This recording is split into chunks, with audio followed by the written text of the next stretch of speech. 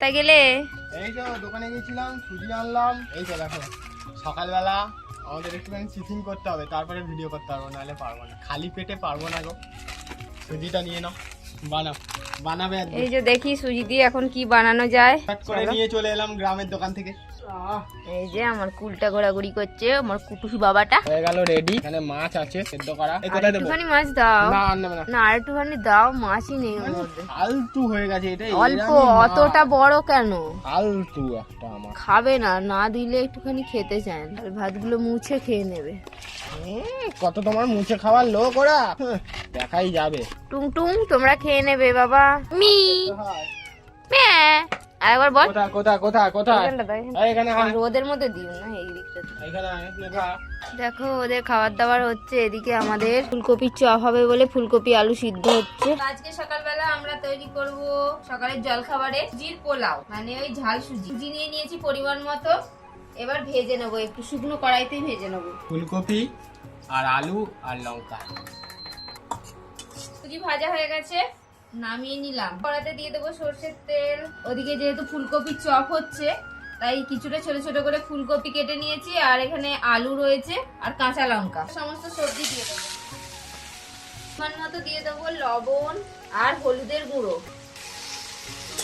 ফুলকপি আলুটা ভাজা হয়ে গেছে, এবার দিয়ে দেবো সুজি। সুজির সঙ্গে ফুলকপি আলু একটুখানি নাড়াচাড়া করে ভেজে নেব। দিয়ে দেবো পরিমাণ মতো একটু চিনি, একটু লবণ দিয়ে দিলাম। এবার জল দিয়ে দেবো।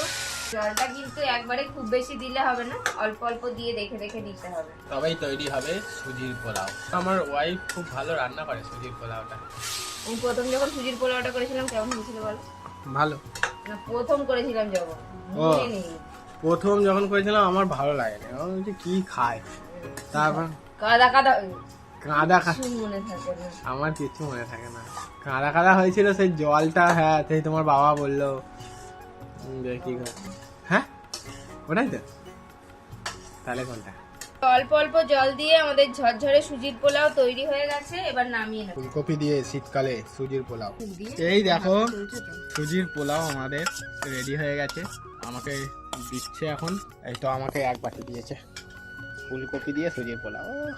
কি গো পোলাও কেমন হয়েছে? দারুণ। এই দেখো ফুলকপি দিয়ে। এটাই বেশ ভালো রেসিপি, তাড়াতাড়ি হয়ে যায়। শীতকালে এসবই খেতে হয়, ফুলকপি দিয়ে রেসিপি। তারপরে ফুলকপির সিঙ্গারা, সব রকমের ফুলকপির চপ, ফুলকপির পরোটা, দারুণ, খুব সুন্দর হয়েছে। বাড়িতে বানাও তোমরা। আরো নতুন নতুন আমরা সকালে টিফিন শেয়ার করবো তোমাদের সঙ্গে সহজ পদ্ধতিতে। দেখা হচ্ছে পরের ভিডিও। টাটা।